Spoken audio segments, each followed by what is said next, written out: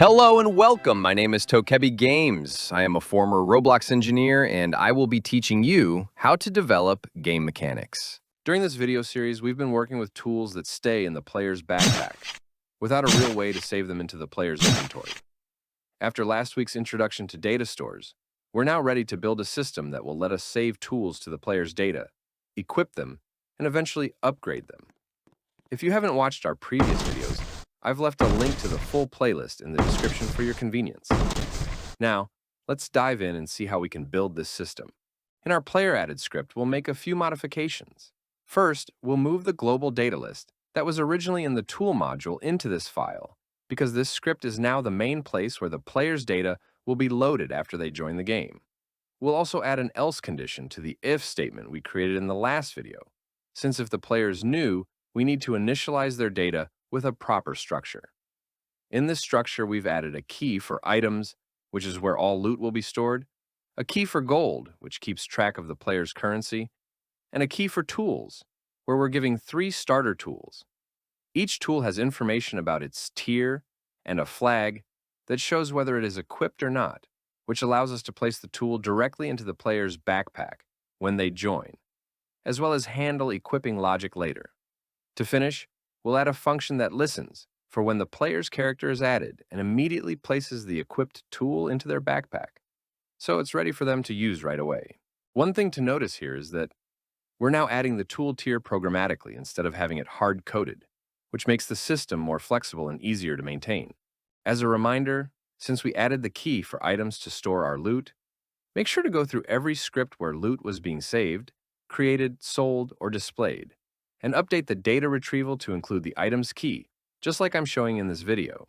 Next, let's create a folder under server storage and call it Tools. We'll take all of the tools that are currently sitting in the backpack and move them into this new folder. Once they're moved, we'll keep only one tool for each type and remove the tier tag from each of them, since we'll now be adding tiers programmatically instead of manually. We'll need to create a new remote function inside the remote functions folder in replicated storage. This function will be called equipTool, and it will serve as the connection between the client GUI and the server, allowing us to equip and unequip tools seamlessly. Now let's create a new script under server script service and call it toolsEquip. Inside this script, we'll be importing our remote function as well as the tools folder, since we'll need both in order to clone tools. At the bottom of the script, you'll see that I'm receiving a call from the client through the remote function and then using the add tool to backpack function, which I'm about to explain. The add tool to backpack function receives 2 parameters, the player and the tool name we want to equip. We first check that the tool actually exists in the player's inventory, because otherwise there would be nothing to equip. If the tool does exist, we then check whether it's currently equipped on the character or stored in the backpack. Once we find it, we proceed to unequip that tool by setting its equipped flag to false and destroying the tool instance. After that, we set the equipped flag of the new tool to true, clone it, add the tier tag, and finally place it into the player's backpack so it's ready to use. If you're enjoying this content and learning something new, take a second to hit the like button and subscribe to the channel. It really helps me keep making videos like this and keeps you updated when new tutorials drop. Now let's move over to the client side. Remember the tool system we built in one of our earlier tutorials? We just need to add a small line of code to it, so that whenever a tool is added to the backpack, the script immediately picks it up and applies all of the functionalities we've already put in place. If you're not using this system, feel free to ignore this part. Now, let's add a new Tools GUI, and inside it, we'll place a frame. Within that frame, we'll add an image button, and you'll want to make sure to choose a nice picture for your button so it looks good in the interface. Now, inside the button, let's add a script and call it Tools Menu. This script includes all the usual imports to make sure we can access the Tools GUI and the Tools list, which we haven't created yet and will be our next step. The only function inside this script is a button connection function that makes the tools list visible when the button is clicked. Now let's get back into our GUI and add the rest of the elements. This part is very similar to what we did before with the crafting GUI or the sell loot GUI, with the main difference being that here we're using a grid layout instead of a list layout. And we've also changed the names of the buttons and text boxes. Once you've finished setting this up, your interface should look like the picture on screen, And from there, we can start looking at what the tool repeater script is doing.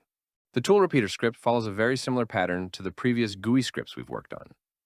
First, we make sure to import our template, then we bring in our remote function, which in this case is equip tool.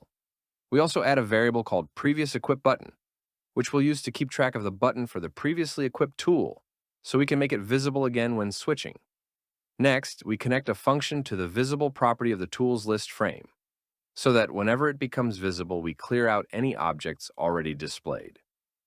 This is important because the player may have bought or crafted a new tool, and we don't want duplicate entries.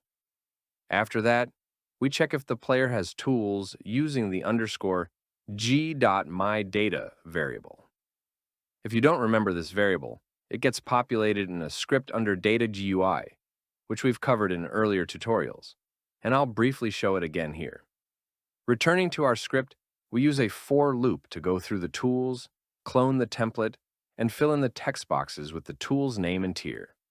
If a tool is already equipped, we make its equip button invisible. We also add an action for when the button is clicked, which triggers the function on the server inside our tools equip script. The server responds, and if the equip action is successful, the clicked button becomes invisible, while the button for the previously equipped tool becomes visible again. And with that, our system is complete. Now let's see it in action. Let's open our Tools inventory menu and try equipping a tool to see the system in action.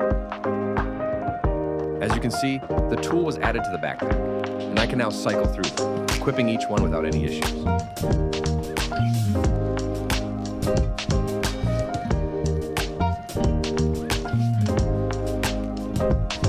The tool still works with our mining system, and I'm able to collect resources as usual. So with that, we've done it.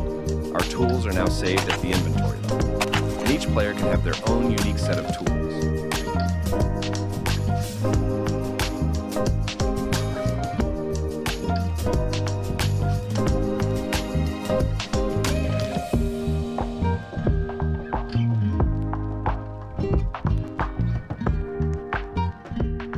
You can have access to this file by following the link in the description to my GitHub repository.